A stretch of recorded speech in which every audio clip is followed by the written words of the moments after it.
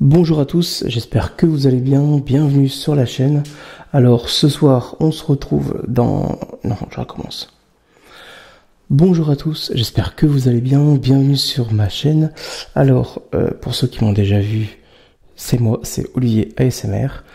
J'ai cette deuxième chaîne, on va parler de couteaux. Et puis ce soir j'ai envie de te présenter une pince que j'ai depuis maintenant quelques temps. Pardon, ça me gratte. Et il s'agit de la pince G-Sartre. Alors G-Sartre, c'est une pince up, voilà, comme ceci, de marque française. Voilà, fabrication chinoise, mais on va en parler. Après, si vous voulez voir des détails beaucoup plus constructifs, beaucoup plus approfondis, il y a Fan de couteaux qui a fait une chaîne là-dessus, fait une vidéo là-dessus.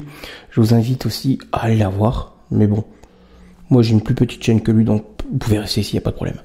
Alors, cette pince, je l'ai déjà présentée en ASMR sur ma chaîne. Je la possède depuis quelques temps et elle m'a pas mal servi. Beaucoup moins en ce moment parce que j'ai changé de boulot. Mais on va d'abord faire le tour. Alors, c'est une pince assez grosse qui dépasse quand même les 250 grammes. D'accord? Ou alors on n'y est pas très très loin. Comme ceci. Au niveau des outils, c'est génial parce qu'on a tout en ouverture une main. C'est archi fluide, il n'y a rien à dire. On a ici la lame crantée. Alors, conseillez celle-ci, celle-là pour tout ce qui est ouverture carton. Tout ça. On a la pince. On a la scie à bois. Pareil.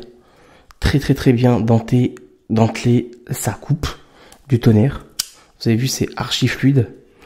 Alors, hop, ça c'est dit. On a ici la lame normale. Voilà, j'adore la forme, elle est géniale. Avec ouverture une main, vous allez voir, je vous montre encore une fois. C'est archi fluide, par contre il faut des grandes mains. Et moi j'ai des petites mains, mais bon, ça va encore. C'est pas impossible. Toc, et on a ici la lime qui fait aussi scie à métaux. Au niveau... ah non, j'ai oublié, on a aussi ici le porte-outils, parce que c'est livré avec des porte-outils, ça dépend laquelle tu choisiras si tu as envie d'en acheter une sur le site G-Sartre, dont je te mettrai les liens en dessous. Alors, on va éviter les quiproquos, c'est une pince que j'ai achetée, j'ai pas de code promo, moi j'ai rien à gagner à faire la promo de G-Sartre. Ce que j'ai bien aimé sur cette pince aussi, c'est la pince déjà qui se trouve ici. Voilà. Et c'est juste ce mouvement de ressort qui n'est pas pensé d'ailleurs sur certaines pinces de très grandes marques telles que Laserman et Victorinox qui ont eux le monopole là-dessus. Au niveau qualité, personnellement, je préfère quand même Victorinox, pas parce que j'ai un penchant, mais la qualité est nettement supérieure, même au niveau des aciers, ils sont beaucoup plus durs chez Victorinox que les Laserman. Après, les deux restent, si je ne dis pas de bêtises, garantie à vie. Vous me reprendrez, d'accord? Donc voilà un petit peu pour cette pince.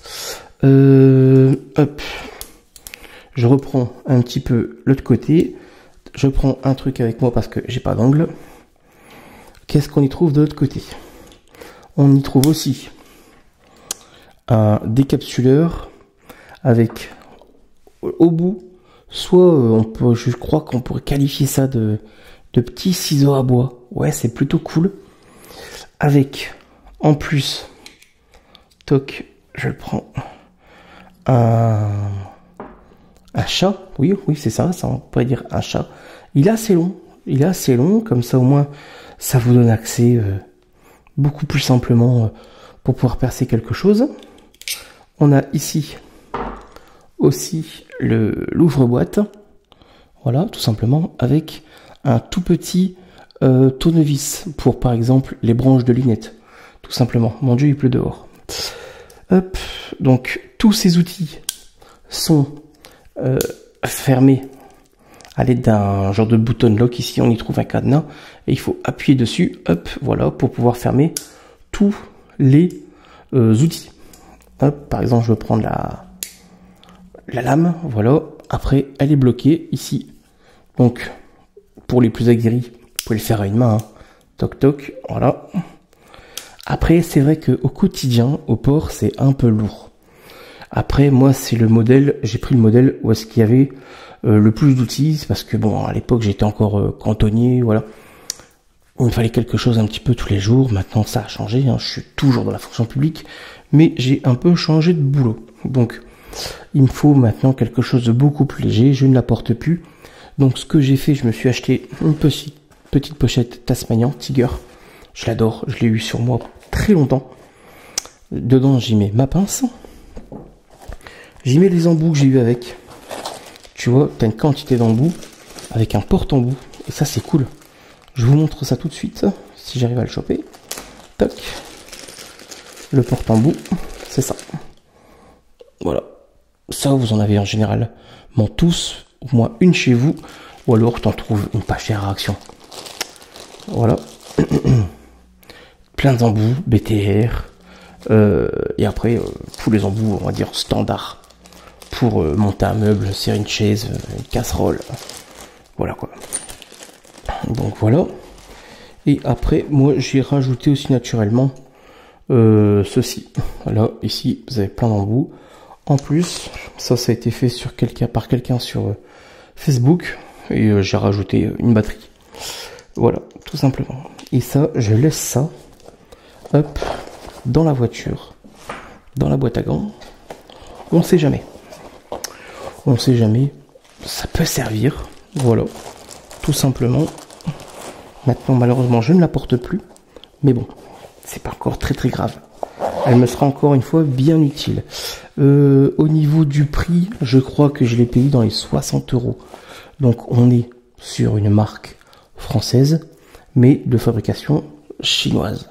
Maintenant, c'est vrai que les Chinois ont énormément évolué en termes de matériaux, de construction et de fiabilité, quoi.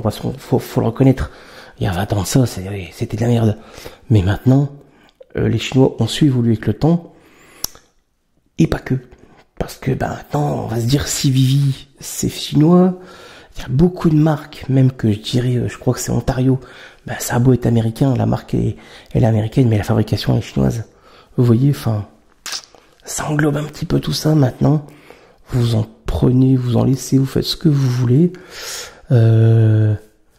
N'hésitez pas à me laisser un petit commentaire, à partager, liker, commenter la vidéo.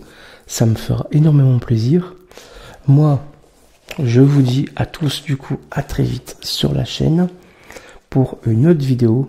Portez-vous bien et à bientôt. Bye bye. Tchuss.